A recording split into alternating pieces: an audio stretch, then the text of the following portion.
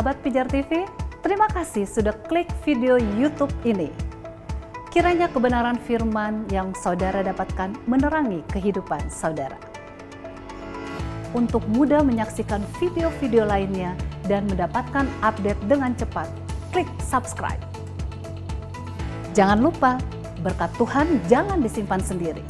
Klik tombol share di bawah dan bagikan video ini ke sebanyak-banyaknya orang yang saudara kenal.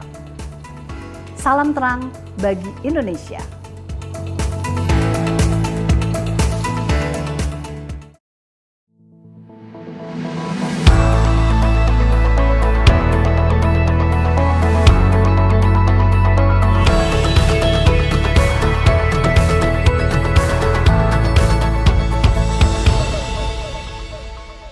Shalom sahabat pijar, hidup yang dipimpin oleh roh adalah syarat mutlak untuk masuk dalam kehendak Tuhan.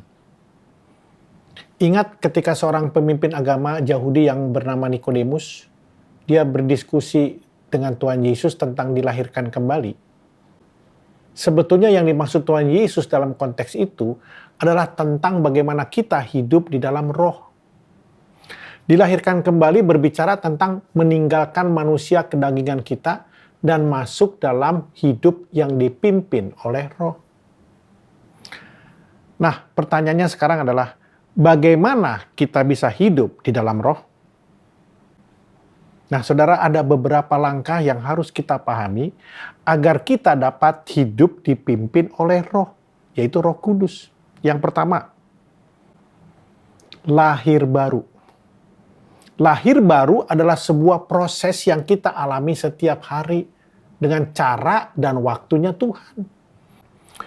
Yaitu proses perubahan arah pikiran kita atau tujuan serta harapan yang ada di dalam pikiran semua pengikut-pengikut Kristus. Pada saat seseorang lahir baru, ia akan merasa kalau ia sudah tidak boleh lagi hidup seperti saat sebelum dia lahir baru. Inilah yang disebut dengan pertobatan. Pertobatan yang sungguh-sungguh itulah yang memetamorfosis seseorang. Ia sudah tidak lagi kembali kepada manusia lamanya, tetapi masuk kepada manusia baru. Seseorang yang bertobat lalu dibaptis tidak menjamin masuk surga loh. Yang menjamin masuk surga adalah jika hidup kita selalu berada di dalam pimpinan Roh Kudus. Kita harus rela mengubah arah hidup kita, meninggalkan segala sesuatu yang bertentangan dengan kehendak Tuhan. Pokoknya begini, meninggalkan segala dosa-dosa kita. Itu langkah pertama. Nah, langkah kedua untuk bisa hidup di dalam roh adalah menguji diri kita sendiri. Artinya begini, sejauh mana kita terbuka terhadap bimbingan dan kuasa Roh Kudus. Apakah buah roh sudah ada dalam diri kita, yaitu apa? Kasih, sukacita, damai sejahtera, kesabaran, kemurahan, dan seterusnya. Sudahkah kita memberi tempat supaya Allah membimbing kita dalam langkah-langkah hidup kita? Roh Kudus memimpin orang Kristen untuk melakukan firman Tuhan. Coba kita periksa diri kita sendiri. Apa yang menyebabkan kita tidak berbuah? Mungkin masih ada dosa-dosa yang belum dibereskan, yang menyebabkan Allah tidak dapat bekerja dengan bebas di dalam diri kita. Atau mungkin kita masih terikat pada dosa-dosa tertentu. Ujilah diri kita sendiri untuk kita bisa mengetahui posisi kita di hadapan Allah. Nah, langkah ketiga untuk hidup dalam roh adalah menyerahkan diri kepada Allah.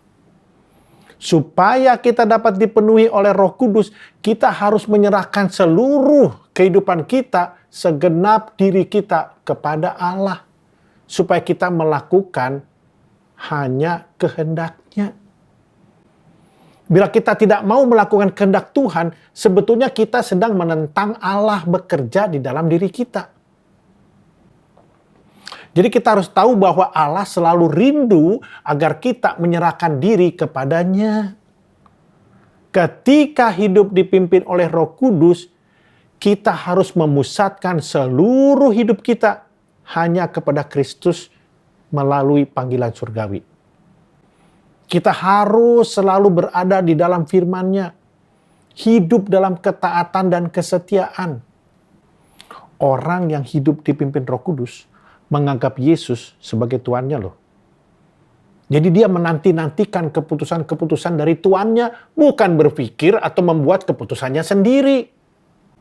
Berjalan dipimpin oleh Roh Kudus membuat kita berjalan dengan hati yang tenang, tidak takut apapun, tidak pernah khawatir, karena kita begitu percaya bahwa Tuhanlah yang mengatur hidup kita sepenuhnya.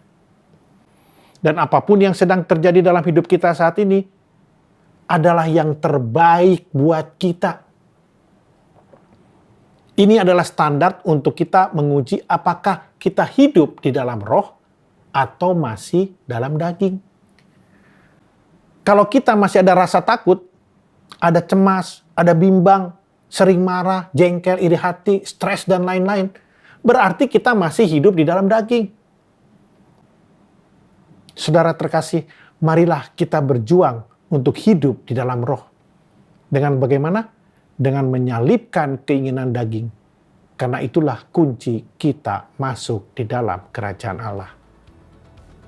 Kita adalah terang bagi Indonesia, oleh karenanya jaga terangmu. Tuhan Yesus memberkati.